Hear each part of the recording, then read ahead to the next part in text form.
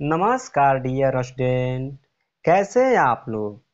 I hope कि आप लोग बहुत ही अच्छे होंगे। तो चलिए इस वीडियो में हम लोग पढ़ते हैं क्वेश्चन बैंक के 2012 के ऑब्जेक्टिव। इससे पहले इसका 10 को ऑब्जेक्टिव करवा दिए हैं। यदि इस वीडियो का पार्ट 1 और पार्ट 2 वीडियो नहीं देखे हैं तो जाकर देखिए। आज हम इस वीडियो में पढ़ाने वाले हैं क्वेश्चन नंबर 11 से। दोस्तों एक बात आप लोग को बता दे रहे हैं, जो एग्जाम 2023 में देने जा रहा है सबसे पहले उसको ए टू जेड क्वेश्चन बैंक में जितना क्वेश्चन है मैथ का हो चाहे किसी भी सब्जेक्ट का टोटल कंप्लीट कर लेना है, क्योंकि 60 से 70% क्वेश्चन बैंक से ही आता है। इसलिए हम टोटल मैथ का जो ऑब्जेक्टिव है और सब्जेक्टिव क्वेश्चन है सब पढ़ाएंगे ए टू जेड। अभी हम ऑब्जेक्टिव क्वेश्चन करवाएंगे, उसके बाद सब्जेक्टिव करवाएंगे। इसलिए जितना जल्द से जल्द हो सकता है आप लोग मेरे चैनल से जुड़िए और अपने दोस्तों को भी जुड़िए। और चैनल से जुड़ने के लिए चैनल को सब्सक्राइब कर लीजिए और जो साइड में बेल आइकन दिया है उसको प्रेस करके नोटिफिकेशन ऑन कर लीजिए, ताकि जैसे यहाँ से वीडियो अपलोड किया जाए तुरंत आप लोग के पास पहुँच जाए। तो ध्यान दीजिए क्वेश्चन नंबर 11। क्वेश्चन नंबर 11 देखिए क्या दिया है। दिया है 1 माइनस साइन स्क्वायर ए बटा में 1 माइनस कॉस स्क्वायर ए। आप लोग ध्यान दीजिएगा, हम फॉर्मूला आप लोग पढ़े होंगे वो कोसाइन स्क्वायर ए प्लस कॉस स्क्वायर ए बराबर 1 होता है। फॉर्मूला पढ़े हैं ना। तो यहाँ पर देखिए क्या कर दिया, यही फॉर्मूला है घुमा दिया है। तो यहाँ पर ध्यान दीजिए प्लस साइन है, इधर तो उधर जाएगा तो माइनस में हो जाएगा, यानी कि कॉस स्क्वायर ए बराबर क्या हो जाएगा 1 माइनस साइन स्क्वायर ए। यानी कि 1 माइनस साइन स्क्वायर का ए चाहे कॉस स्क्वायर ए, दोनों बात क्या हो जाएगा बराबर। यानी कि 1 माइनस साइन स्क्वायर ए के बराबर कौन हो जाएगा कॉस स्क्वायर ए। तो जहां पर भी 1 माइनस साइन स्क्वायर ए दिखाई देगा हम लोग क्या लिख सकते हैं कॉस स्क्वायर ए। यहाँ पर लिख देंगे कॉस स्क्वायर ए। अब बटा में इसका उल्टा देखिए यहाँ पर दिया है 1 माइनस कॉस स्क्वायर ए। तो अगर कॉस स्क्वायर ए को इधर भेज देंगे तो क्या हो जाएगा माइनस में हो जाएगा साइन स्क्वायर ए बराबर हो जाएगा 1 माइनस कॉस स्क्वायर ए। यानी कि जहां पर 1 माइनस कॉस स्क्वायर ए दिखाई देगा वहां पर क्या लिख देंगे साइन स्क्वायर ए। यहाँ पर लिख देंगे साइन स्क्वायर ए। हम लोग एक फॉर्मूला पढ़े हैं कि कॉट थीटा बराबर होता है कॉस थीटा बटा में साइन थीटा। ध्यान दीजिएगा आप लोग। तो यहाँ पर थीटा का जगह पर कुछ भी लिख सकता है, ए भी लिख सकता है, बी मतलब कुछ भी लिख सकता है। तो यहाँ पर थीटा का जगह पर ए दिया है तो थीटा की जब हम लोग भी ए लेकर चलेंगे। तो ध्यान दीजिए यहाँ पर कॉट थीटा पर फॉर्मूला है कॉस थीटा बटा में साइन थीटा, समझ रहे हैं ना। तो यहाँ पर हम स्क्वायर कर देंगे दोनों जगह, तो यहाँ पर क्या हो जाएगा स्क्वायर लग जाएगा। तो ये वाला कॉस स्क्वायर थीटा बटा में साइन स्क्वायर थीटा बराबर क्या फॉर्मूला बन गया कॉट स्क्वायर थीटा। यानी कि इसके जगह पे हम क्या लिख सकते हैं रूट अंडर कॉस स्क्वायर ए लिख सकते हैं, कॉट स्क्वायर ए लिख सकते हैं, समझ रहे हैं ना। और रूट के मतलब होता है वर्गमूल, यानी दो गो में से एक गो बाहर निकालते हैं। तो यहाँ पर कॉट स्क्वायर ए को हम लोग लिख सकते हैं कॉट ए गुणा कॉट ए। तो यहाँ पर जोड़ा में से एगो बाहर निकलता है तो यहाँ पर क्या हो जाएगा कॉट ए। यानी कि जो 11 नंबर क्वेश्चन है उसका आंसर क्या लिख देंगे कॉट ए। देखिए ये ऑब्जेक्टिव टाइप के नहीं है, ये खाली स्थान में भरने वाला, क्या लिख देंगे कॉट ए। यही मेरा फाइनली आंसर हो जाएगा। अब देखिए 12 नंबर। देखिए दोस्त जितना भी हम ऑब्जेक्टिव बनाएंगे ये नहीं कहेंगे ये आंसर भर लीजिए, इसका बी मार लीजिए, उसका सी मार लीजिए, ऐसे हम बिल्कुल नहीं बताने वाला है। पूरा एकदम उसको सोल्यूशन करेंगे क्यों है कैसे है, समझ रहे हैं ना। अब ध्यान दीजिए आप लोग 12 नंबर क्वेश्चन। देखिए 12 नंबर क्वेश्चन क्या कह रहा है cos 48 degree minus sine 42 degree दिया है। अब बराबर में इसमें भरना है कि क्या होगा। आप लोग ध्यान दीजिए जब भी इस टाइप का क्वेश्चन आएगा ना तो आप लोग तुरंत आंसर लिख दीजिएगा जीरो, जीरो मारिए क्योंकि इसका जीरो ही आंसर आता है। कॉस 48 डिग्री है और यहाँ पर साइन 48 डिग्री है, दोनों में से कौन एगो चेंज कर देंगे, इसी को चेंज करते रहे। यहाँ पर लिख देंगे कॉस, कॉस किस में चेंज होता है साइन में चेंज होता है, तो डायरेक्ट लिख देंगे साइन साइन 90 डिग्री माइनस।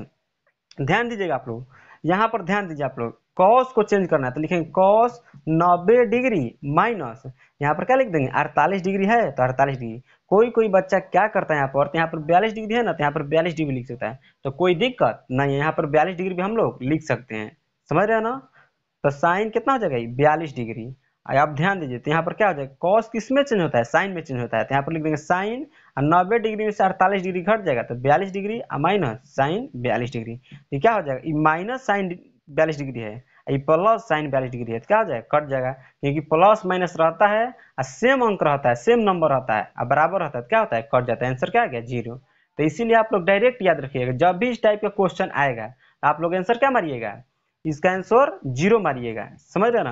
और कभी कभी क्वेश्चन में क्या करता है, माइनस ना देखो ऊपर नीचे करके देता है, cos 48 डिग्री बाटा में मान लीजिए साइन 42 डिग्री ऐसे दे देगा, तो इसका आंसर हमेशा 1 मारिएगा, समझ रहे ना। ऐसे माइनस में करके देगा तो 0 मारिएगा, ऐसे बाटा में करके देगा तो 1 मारिएगा, यही आंसर आपका होगा। यहाँ पर आंसर क्या हो जाएगा 12 नंबर क्वेश्चन का, 0। अब देखिए 13 नंबर क्वेश्चन, ध्यान दीजिएगा 13 नंबर क्वेश्चन क्या कह रहा है।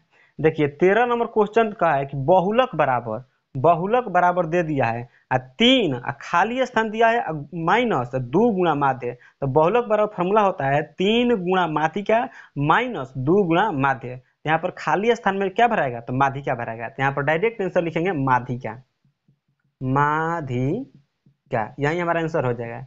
14 नंबर क्वेश्चन देखिए, 14 नंबर क्वेश्चन कह रहा है, ध्यान दीजिए दोस्त, 14 नंबर कह रहा है यदि दो त्रिभुजों के क्षेत्रफलों का अनुपात 16:9 हो तो उनकी संगत भुजाओं का अनुपात क्या होगा। तो आप लोग ध्यान दीजिएगा, जब भी दो गो त्रिभुज देगा, ठीक, और उसका क्षेत्रफल का अनुपात दे दिया, यानी क्षेत्रफल का अनुपात दिया कितना है, 16:9, 16:9 दिया है, तो अनुपात के मतलब होता है बट्टा, तो बट्टा में लिख देंगे, समझ रहे हैं आप लोग ना। तो अब ध्यान दीजिए, ऐसे दे देगा क्षेत्रफल का अनुपात, अब भुजा का अनुपात पूछेगा तो आप लोग कुछ मत करिएगा, बस एक बात याद रखिएगा, इसका क्या करेंगे हम लोग, रूट निकाल देंगे, वर्गमूल निकाल देंगे।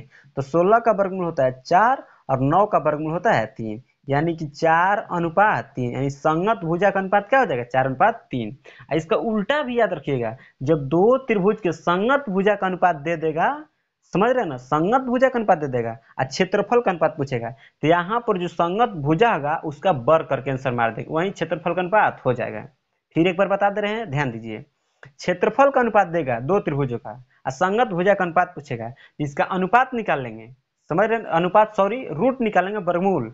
और जब यहाँ पर संगत भुजा दे देगा और कहेगा क्षेत्रफल का अनुपात क्या होगा, तो कुछ नहीं करना, जो संगत भुजा है ना इसका वर्ग करके आंसर मार देंगे, समझ रहे हैं ना। यानी कि जो 14 नंबर क्वेश्चन है इसका आंसर हो जाएगा 4:3। अब 15 नंबर ध्यान दीजिए, 15 नंबर क्वेश्चन ध्यान दीजिए आप लोग, देखिए थोड़ा इसको हम रफ कर दे रहे हैं, चाहे ध्यान दीजिए, इसको पहले बता दे रहे हैं। 15 नंबर क्वेश्चन, किसी बिंदु की y अक्ष से दूरी उस बिंदु का क्या कहलाता है, तो कह रहा भुज कहलाता है कि कोटि कहलाता है, खाली स्थान भरना है, क्या कहलाता है, हम बता दिए हैं। देखिए फिर एक बार बता दे रहे हैं, हम लोग को एक होता है ये y अक्ष होता है, इसको बोलते हैं y अक्ष, खड़ा जो लाइन रहता है y अक्ष, जो सूता लाइन रहता है यानी क्षैतिज लाइन रहता है इसको बोलते हैं x अक्ष। तो ध्यान दीजिए ये x अक्ष होता है और ये y अक्ष होता है। यहाँ पर क्वेश्चन कर रहे हैं किसी बिंदु की y अक्ष से दूरी मापते हैं, तो मान लेते हैं कि इधर कोई बिंदु है, इधर रखिए चाहे कहीं रखिए, समझ रहे ना, y अक्ष से बिंदु मापना है, मान लो यहाँ पर बिंदु हो गया, तो इसका दूरी मापना है y अक्ष से। तो आप ही लोग बताइए इस बिंदु का दूरी नापेंगे y अक्ष से, तो ऐसे ही नापेंगे, ऐसे ही नापेंगे, ऐसे ही बढ़ते जाएंगे। किस साइड में बढ़ते जा रहे हैं, एक साइड में बढ़ते जा रहे हैं, एक अक्ष की तरफ बढ़ते हैं ना, तो इधर एक अक्ष और बढ़ रहे हैं। यानी कि आप लोग एक बात याद रखिएगा, जब भी y अक्ष से दूरी नापेंगे तो आंसर मारेंगे भुज होगा, ठीक। और एक अक्ष से दूरी नापेंगे किसी बिंदु का, तो एक अक्ष से नापते हैं तो ऐसे ऊपर जाते हैं, ऊपर जाते हैं, तो ऊपर जा रहे हैं तो y की तरफ बढ़ते हैं, यानी कि कोटि मारेंगे। इस बात को फिक्स कर लीजिएगा दिमाग में, y अक्ष से दूरी पूछेगा किसी बिंदु का तो भुज मारेंगे, और x अक्ष से दूरी पूछेगा तो उसका मारेंगे कोटि। इस बात को याद रखिएगा। तो यहाँ पर 15 नंबर क्वेश्चन का आंसर क्या हो जाएगा, भुज। ऐसे भी क्वेश्चन भुलवा कर पूछता है, डायरेक्ट कहता है कि एक्स अक्ष का जो निर्देशांक होता है उसे क्या कहते हैं, भुज कहते हैं कि कोटि कहते हैं। तो इस बात को याद रखिएगा, एक्स अक्ष का जो निर्देशांक होता है ना उसे भुज कहते हैं, और वाई अक्ष का जो निर्देशांक होता है उसे कोटि कहते हैं। अब फिर एक तरह के क्वेश्चन कहे कि वाई अक्ष से नापी गई दूरिया, वाई अक्ष से नापी गई दूरिया क्या कहलाती है, तो भुज कहलाती है, और एक्स अक्ष से नापी गई दूरी क्या कहलाता है, तो कोटि कहलाता है। इस बात को आप लोग फाइनल याद रखिएगा मेरे भाई। तो चलिए इस वीडियो में आज के लिए इतना ही, फिर मिलते हैं नेक्स्ट वीडियो में, तब तक के लिए बाय बाय।